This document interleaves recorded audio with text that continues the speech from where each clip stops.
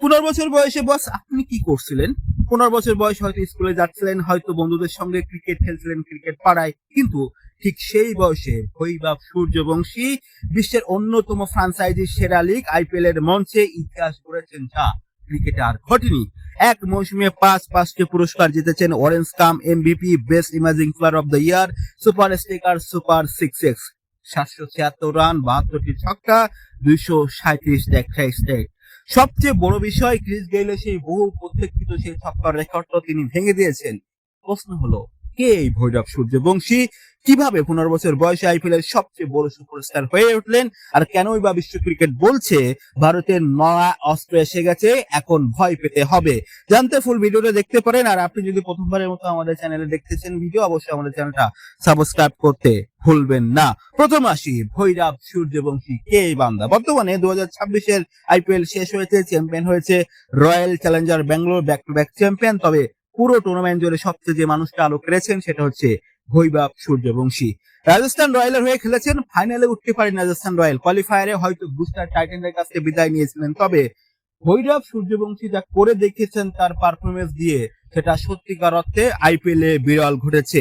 একাই জিতেছেন পাঁচটি পুরস্কার। প্রথমে আসি অরেঞ্জ কাপ। পুরো টুর্নামেন্টে 776 রান করেছেন এবং আসরের সর্বোচ্চ রান সংগ্রহ তিনি, এবং সেই কারণেই তিনি এই অরেঞ্জ কাপ পুরস্কারটি জিতেছেন। দ্বিতীয় পুরস্কার super striker of the season.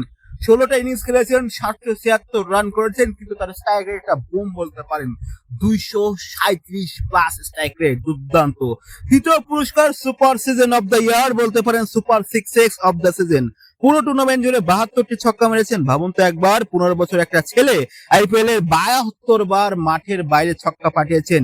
এখানেই তো শেষ নয়। চতুর্থ পুরস্কার best emerging player of the. পুরো টুর্নামেন্ট জুড়ে উদীয়মান খেলোয়াড়ের তালিকা হয়েছেন ভৈরব সূর্যবংশী। আর শেষটা হলো most valuable player of the season, MVP. পুরো টুর্নামেন্টের সবচেয়ে মূল্যবান ক্রিকেটার। সবচেয়ে অবাক বিষয় হলো আইপিএল এর ইতিহাসে একজন ক্রিকেটার যিনি এই পাঁচটি পুরস্কার কিংবা এমভিপি, ইমাজিং প্লেয়ার একসাথে জিতেছেন, সেটাই ভৈরব সূর্যবংশী। 2011 সালে ক্রিস গেলের সেই ব্যাটসম্যান যিনি সবচেয়ে মোস্ট স্ট্রাইক রেট, সবচেয়ে মোট ছক্কা, এমনকি 59 ছক্কার রেকর্ডটি এই ভৈরব সূর্যবংশী ভেঙে দিয়েছেন। সেটা এখন নতুন রেকর্ড, 72 ছক্কা।